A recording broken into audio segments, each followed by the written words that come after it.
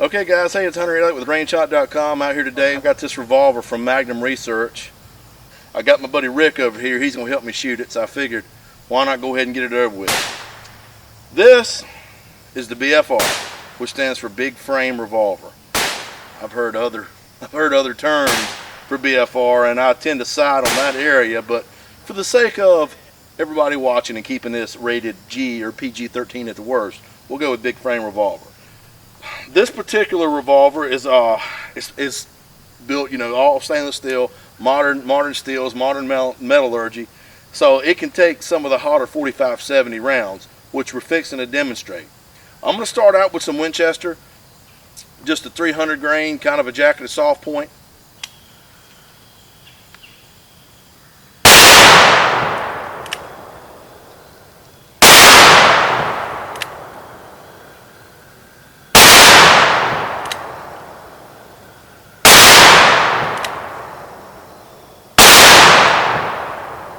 Okay, so you can see that's not bad.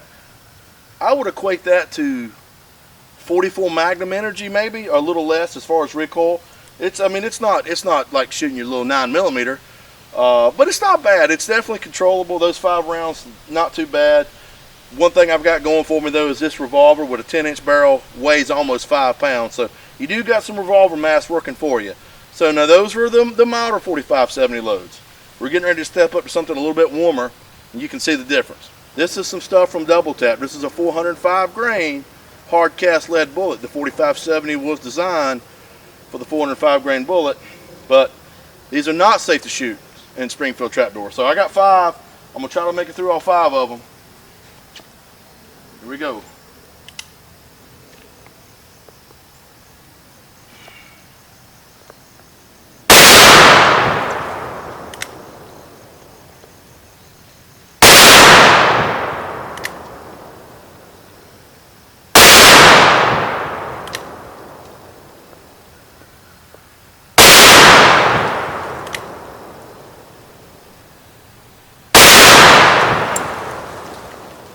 So that sucks.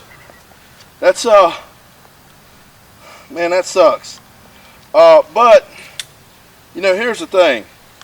If you was concerned about a freaking Tyrannosaurus Rex breaking into your house, that would probably do the trick. So yeah, I mean it's not unmanageable, but all right, 405 grain double tap ammo. Looks bad. My hands are shaking. Let's get it done.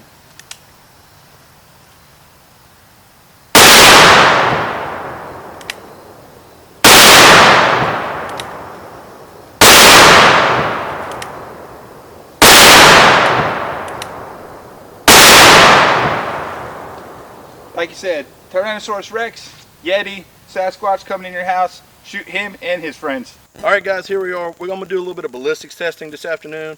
Normally when I do a ballistics test, it's going to be its own separate review. But here's the deal. This is a pretty unique creature, the BFR and 45-70. So I thought, why not include the ballistics test along with the review? That way people can not only read about how well the revolver runs, but also how well it performs in jail.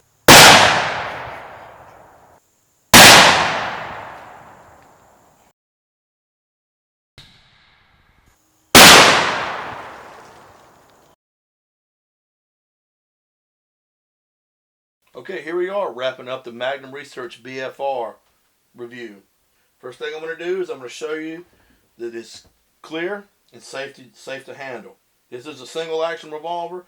This particular BFR, the way you free the cylinder, all you have to do is here, you open the loading gate. You do not have to half cock the hammer. You can spin the cylinder. You can see all 5 chambers are completely empty. So we are good to go. It's safe to handle and talk about. Real quick, I want to touch on some stuff about the 45-70. In my mind, this revolver would be ideal for somebody that, was either a guide, they hunted, they did a lot of camping, they spent a lot of time in the brush, and they required a rifle for defense. If they had chosen that rifle in 45-70, logistically it would make sense for them to have a handgun in the same caliber. Here's the thing. When you go from a 22 or an 18-inch barrel out of a rifle to a 10-inch barrel in a revolver, is the 45-70 still a viable round for hunting or defense? The answer is yes. How do we arrive at that conclusion? Well, my friend Charles Brown brought his Marlin 4570 lever action. We shot it over a chronograph, shot it into some ballistics gel, and compared performance out of that rifle with a 22-inch barrel directly to this particular revolver and with a 10-inch barrel. Now, all the specific information on the ballistics test and as how it compared to the Marlin is going to be in a chart on rangehot.com. But I'm going to real quick just give you the rundown. When we went from 22 inches to 10 inches, we had an average velocity loss of about 300 feet a second, which in my mind, that was actually pretty good. I was expecting it to be a little bit more than that. That did not affect ballistic performance a great deal. It did a little bit, but not as much as I would have thought again. So we shot some stuff through this. The HSM 430 grain hard cast gas check bullet at 1,590 feet a second, which is in 500 Smith & Wesson Magnum energy. And then we went all the way down to some light Federal 325 grain jacket of hollow points. So as you can see, the 4570, you can get it from mild to wild. The Winchester, the Federal, and the Remington was actually pretty easy to shoot. The HSM, it was punishing. Real good happy medium, I found, with the double tap. I like the fact that it's single action, and I'm going to tell you why. I have heard tell of people shooting really powerful double action revolvers where under recoil, they would actually inadvertently press that trigger again.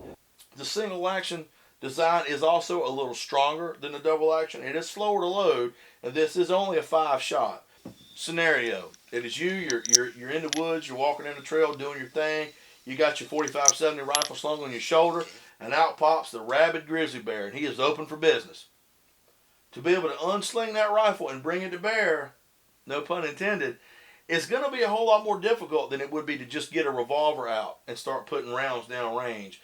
Now this one is a 10-inch barrel. It's also available in a 7.5-inch barrel, as well as a whole bunch of different other calibers and barrel lengths. All that information you can find on Magnum Research's website. Now, a couple things about it really didn't care for. It ships from Magnum Research with a nice one-piece stainless steel scope mount. That is awesome. Here's the thing. To mount it, you have to remove the rear sight. If you're out hunting and something happens to your optic, as it can happen, you have to pull that optic. Now you're without a rear sight. I would rather see the scope mount be able to be mounted and not affect the sights. Speaking of the rear sight, it is adjustable for windage and elevation, standard type blade sight. What I would consider, a working gun, I would much rather see a fixed sight. Adjustable sights are a little more fragile. Now, we've got about 125 rounds through this revolver. I never did have any trouble with it losing adjustment. On your mark, go. We shot it out at 25 yards. It averaged some 1.5-inch 3-shot groups. Now, it is heavy at almost 5 pounds. With a 10-inch barrel, it probably would be difficult to find a holster for it. All those things, that's not a deal breaker. They're just little things in my mind that popped up that I felt like was worth mentioning. Now, there is a lot of good qualities about this revolver other than the caliber. It does have a very nice trigger pull, single action, no take up. It breaks about 5.5 pounds pretty consistently. Trigger's great. I love these kind of over-molded rubber stocks. They do have some texture here. Help you kind of keep a good firm purchase on this revolver. And also you can see here they roll this stock down a little bit, so you've got this rubber cushioning in between your middle finger and this trigger guard. That's very important, especially when you're shooting the hot stuff, so it don't beat your middle finger all to pieces. It's a beautifully crafted, all stainless steel working gun that proved to be reliable and accurate and be able to launch a 430 grain lead bullet at 1,590 feet a second.